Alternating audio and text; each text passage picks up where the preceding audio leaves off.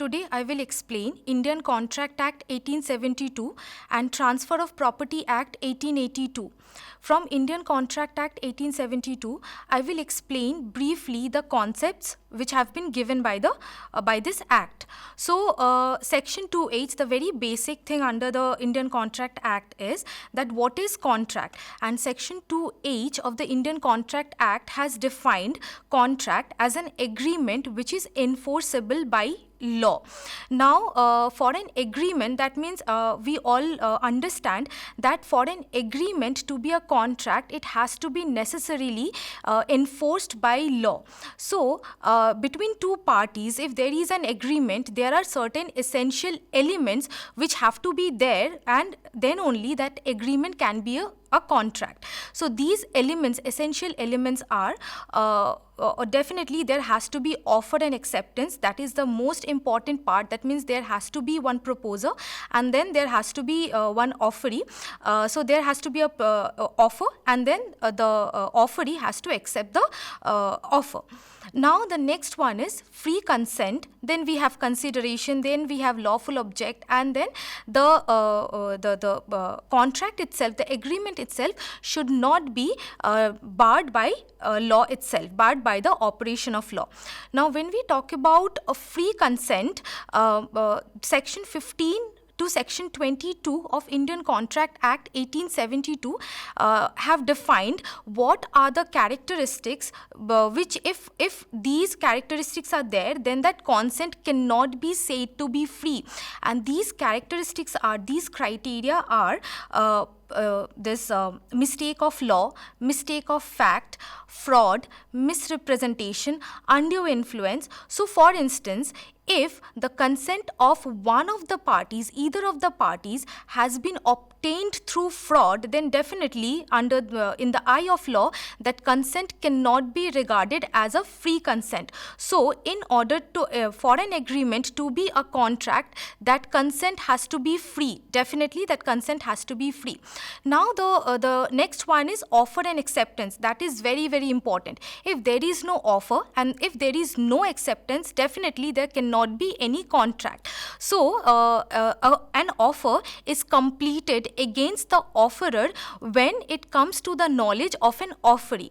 Now acceptance portion, that portion is very, very important. Now acceptance is completed against the offerer when the offeree puts that acceptance into transmission and it comes out of the hands of the offeree to get it back. And acceptance gets completed against the offeree when the offerer gets to know about the acceptance. So that is offer and acceptance. We have already know free consent. Now the next part is consideration. That is very, very important. The Contract Act of 1872 has said that if there is no consideration, that means if there is no proper price paid, then there cannot be any contract. However, there is an exception. Section 25 of the Contract Act has said that there can be a contract even without the consideration. And what can be the example of it? A gift can be the example of it. In free consent, there is another aspect which has been discussed under Section 20 to 22. It is about mistake of law. So the question arises, what would happen if parties enter into a contract without knowing about the law? So if the mistake of law is about Indian law, if the municipal law, in that case that contract would be voidable. If the mistake is about the foreign law, then definitely that contract would be void. Now there is another thing, that is mistake of fact. What would happen if parties, they enter into a contract without knowing about the fact, or if there is any mistake of fact and they entered into a contract? So what would happen? If that mistake has happened by both the parties, if the mistake is bilateral one, then definitely that contract would be void. And if that mistake is unilateral, that means either of the parties has the mistake about the fact while entering into a contract, then definitely it would be a valid contract. So when we are talking about valid and voidable contracts, so the next question arises that what are the different types of contract? There are various types of contract, and these contracts are valid, voidable, void, wagering contract, wagering agreement, and contingent contract. So voidable, valid contract, we all understand that which is valid and which is enforceable by law. Void contract which is not enforceable by law, that means from the very beginning it was not enforceable by law. Voidable contract is that contract which can be which is enforceable by law, but if either of the parties want, then that party can rescind the contract. So that is voidable one. Now there are two types of contract. One is wagering agreement and another one is contingent contract. In case of wagering agreement, remember that it is discussed under section 30 of the Contract Act of 1872, and remember that it is not enforceable by law. And contingent contract, that is enforceable by law and is discussed under section 31 of the Contract Act, and in both the cases in both the contracts there are similarities. However, in wagering agreement what happens is that there is a payment of price for the happening or non-happening for certain event. But in contingent contract what happens is that the contract depends upon the happening and non-happening of certain events. Now that contingent contract is voidable until and unless that certain event, that future event is happening.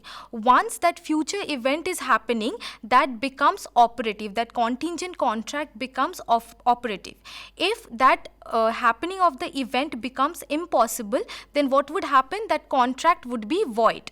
So that is your wagering agreement and contingent contract.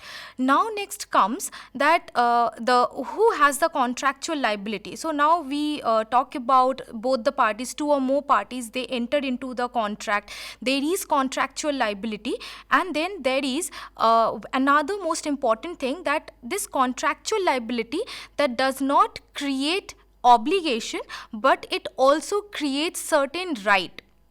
Now there are two types of rights. One is right in rem, another one is right in personam. Right in rem is that right which you have against the world, and right in personam is that right which you have against a specific person.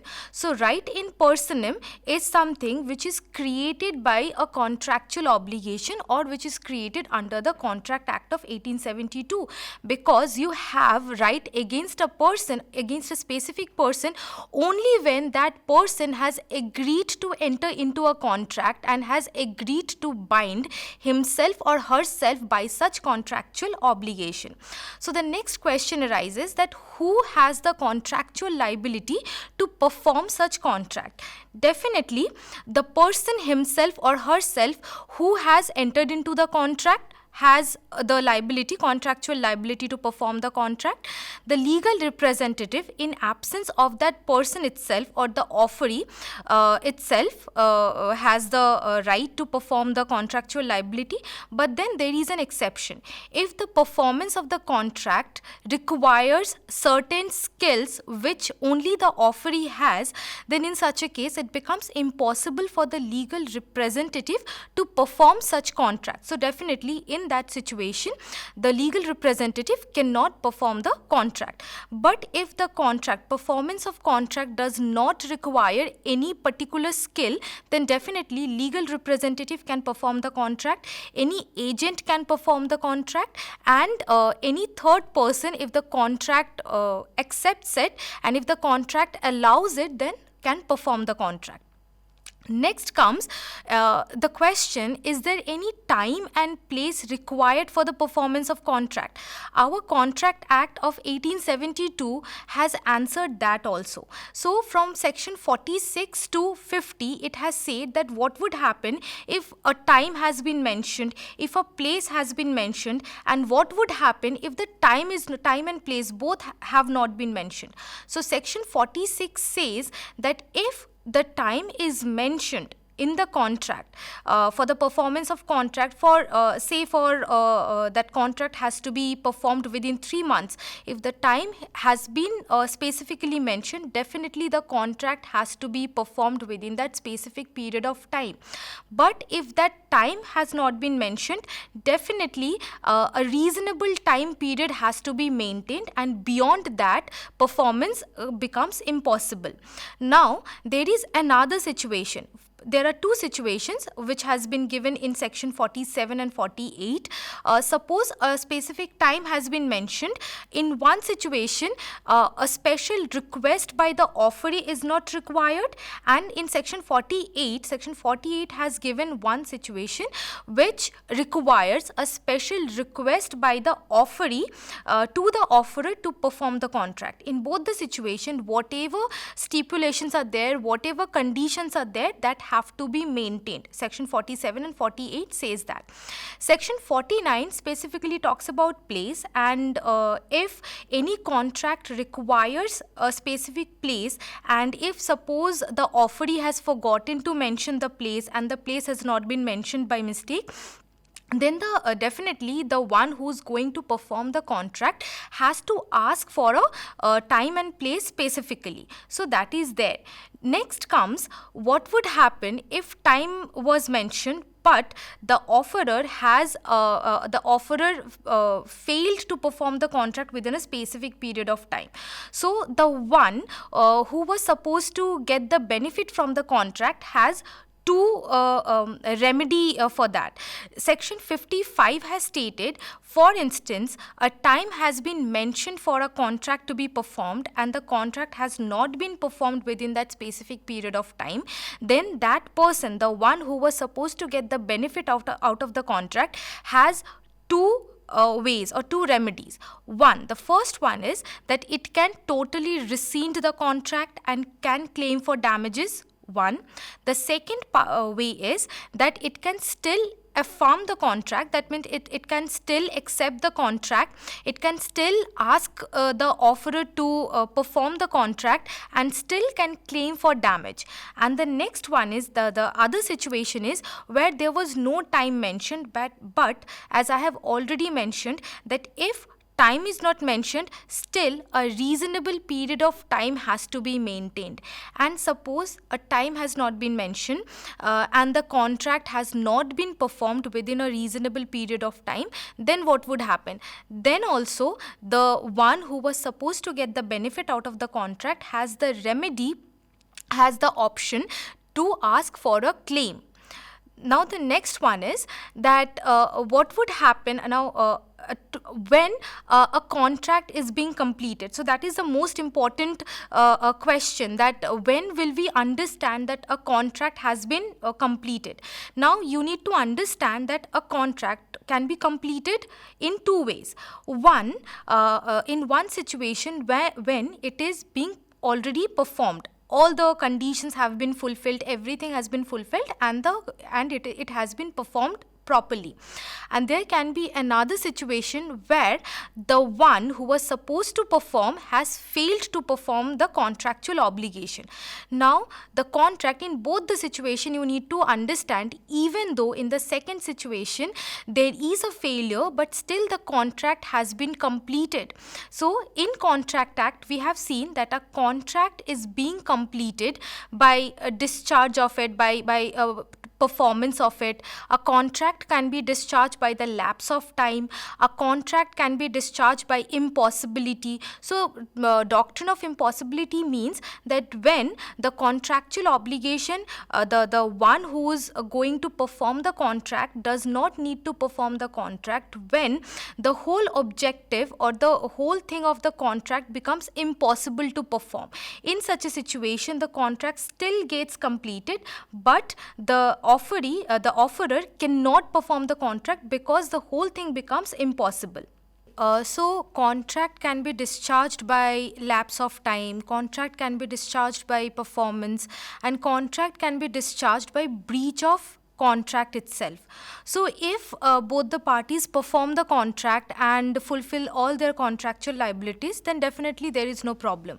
But what would happen that if either of the parties has failed to fulfill its his or her contractual obligation, then what would happen in that situation? Definitely the other party can ask for a remedy. And what are those remedies? The other party definitely can ask for damages, that we all know. And then there is another one, there is the other party can ask for the specific performance of the contract. Even though there is a failure by the other party, the another one who owes that obligation, definitely that party can ask for the other party to specifically perform its contractual obligation.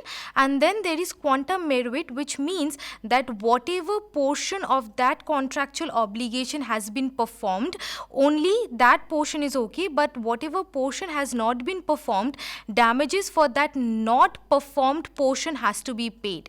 So all these remedies are there. Besides void, voidable, valid, wagering agreement and contingent contract, there are two other forms of contract. One is quasi-contract and another one is adhesion contract. Quasi-contract has been discussed under the Indian Contract Act 1872, but adhesion contract is that form of contract which is very new, and it has not been discussed under the Indian Contract Act. So it means that where the offerer is in the dominant position and the offeree is not in the position to bargain. For instance, if I want to give you an example, so today when we accept the terms and conditions of any apps that we install in our phone, in our cell phones, so that can be an example of adhesion contract, where we, the customers or the offeree, we are not in a position to bargain for the terms and conditions. So that is one form of adhesion contract. Even though it is the offer is not in a position to bargain, but still that is a form of contract. So that is a new form of contract. In Transfer of Property Act 1882, I am going to discuss the concepts briefly, and before delving into the sections of the Transfer of Property Act 1882, let me tell you what types of properties we have in law. So according to the English legal system, the types of properties are real property and personal property, where the real property can be passed on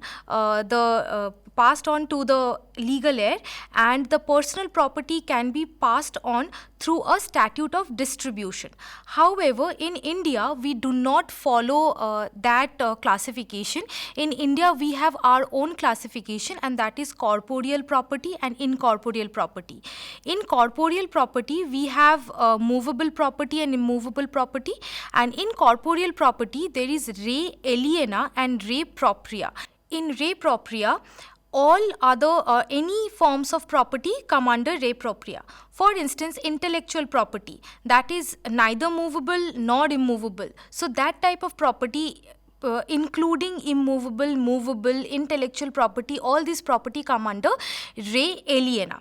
Now, when we talk about property, definitely there is the concept of ownership and possession. So when we talk about ownership, Austin has tried to give a definition of it, and it says that the ownership means that the owner will have a perpetual right over it. That means until and unless it harms the right of any other person, the owner will enjoy or will continue to enjoy the right over that property.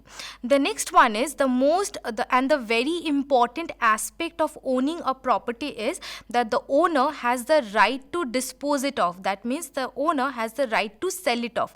Until and unless you do not have the right to sell a property, you do not have the absolute right over the property.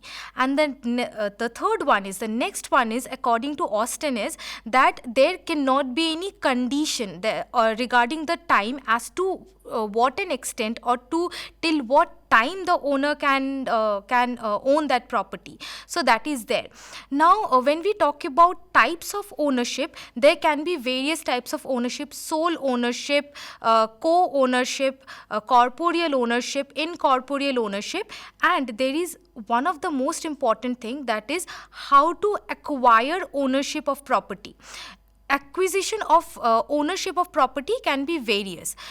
It can be through prescription, it can be through operation of law, it can be through inheritance, it can be through possession. So according to Salmond, possession means a complete and absolute control over that property, while prescription means that in a situation where a person owns the property or possesses the property, harming the right of any other person or injuring the right of any other person, that means where there is no cooperation or consent of the previous owner, and the right now the property is being owned or the possessed by the person without the cooperation and consent of the previous owner.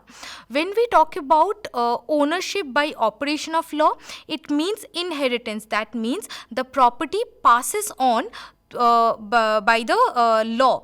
On the death of the previous owner, it automatically passes to the legal heir. So that is ownership. So when we talk about ownership, along with ownership, another word is very, very important, that is possession. So there are different kinds of types of possession, that is immediate possession, mediate possession, corporeal possession, incorporeal possession.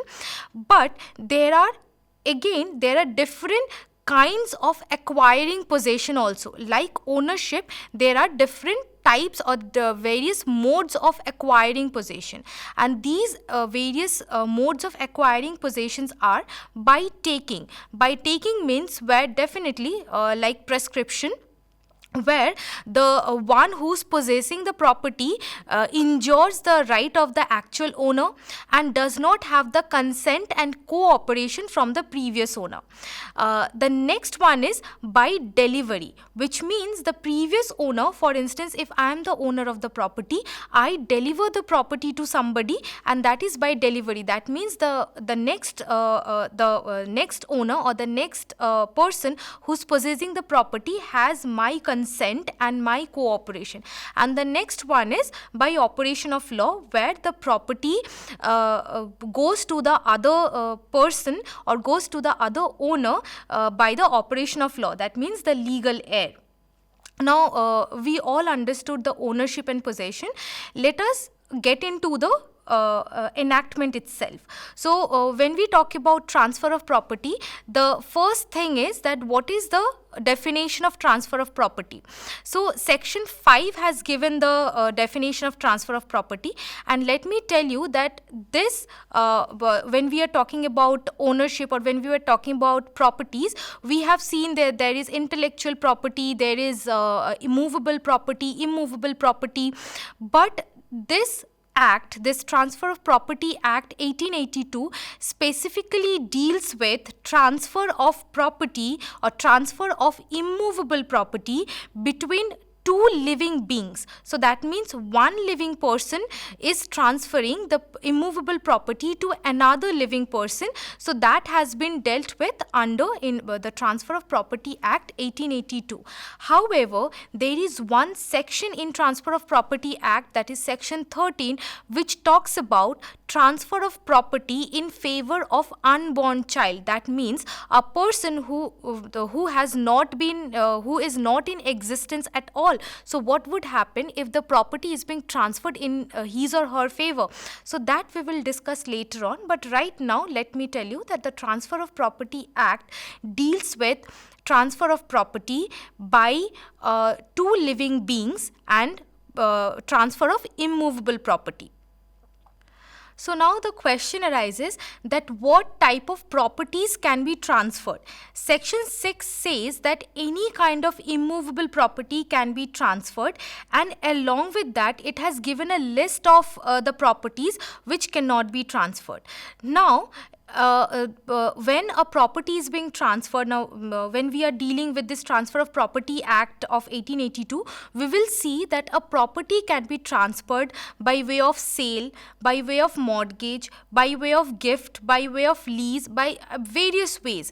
Now when it is being transferred by way of lease or by way of mortgage, that is, the owner still have certain kinds of rights over that property. So let me tell you that there is when the property is being transferred by way of lease or by way of rent, when the property is being let out, in that situation the owner still has the right to re-entry. That means whatever property has been let out, whatever property has been rented, the owner still has the right at any point of time to enter that premises. Whenever a property is being transferred, remember that the easementary right is also being transferred. So now what is easementary right? For instance, a building has been let out, a building has been rented to a tenant, and there is a boulevard attached to it. So remember, boulevard is the common area, and the owner cannot say at any point of time that the tenant cannot use that boulevard or the tenant cannot use that common area. So that is easementary right. And then there is restrictive right, which means that there are certain rights which only belong to the owner and can never be enjoyed by anyone else. Now, while discussing the modes of the modes of transfer of property, I have stated that a property can be transferred, or the property can be let out, or the residential property can be rented. Remember that the transfer of property does not deal with tenancy. For tenancy, we have a different act, that is Premises and Tenancy Act. Premises Tenancy Act, and this Premises Tenancy Act vary from one state to another state. In West Bengal, we have West Bengal Premises Tenancy Act, and any matter related to tenancy, if any property is being let out for tenancy purpose, then that totally come under the Premises Tenancy Act, and it is not dealt with under the Transfer of Property Act of 1882. Now, section 35 is very important. It talks about doctrine of election. Now, we already know that only the property can be transferred by the owner itself. Now, what would happen if the third party wants to transfer the property?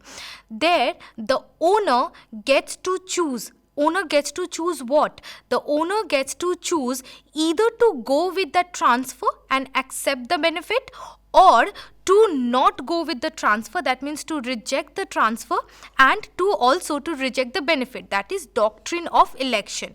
Section 36 talks about apportion. It simply means that when the the property is being transferred, that means rights are also being transferred.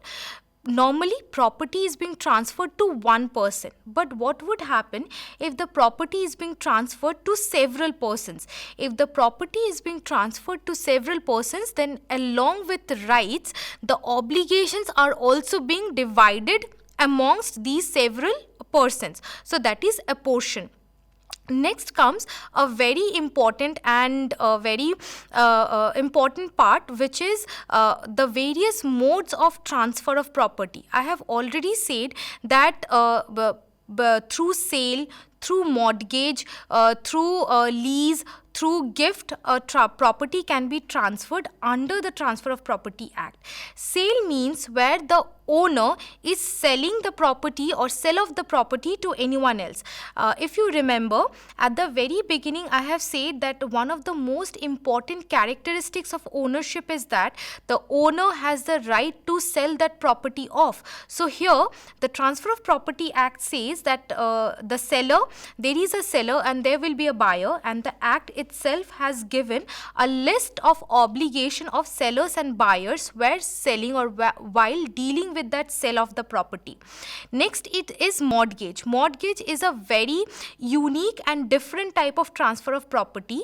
It means where the property is being transferred in exchange of money which has already been advanced as in a form of a loan. That means the one who's mortgaging the property has taken or is or wants to take money as a loan, and the property is being transferred as as a security. So that is mortgage. Now comes lease. Now I have already said that rent is something and lease is different. For lease, remember that the time period is more than rent, the period for rent. In case of lease, the period is almost 99 years, 50 years, 60 years or 70 years. So the time period for lease is much more than the time period which is there for rent. For example, in West Bengal, for residential purpose, if a property is being rented out, if the property is being let out, then the stipulated time period is 11 months, and after every 11 months that contract has to be renewed. But in case of lease, it's not like that. For 60 years that contract would be there, for 60 years that agreement would be there, and only after the completion of that stipulated time or the fixed time period, then only that contract would be renewed. So there is a specific difference, there is a intrinsic difference between lease and rent. Next comes gift. Now for all these, sale, mortgage, rent, lease, for all these there is a consideration. That means there is a price paid and then there is a transfer of property. But in case of gift, remember that there is it's a unique form of transfer where the property is being transferred, but that there is no this exchange of money. So there is no exchange of consideration. So that is gift, and which is dealt with under section 122 of the Transfer of Property Act 1882.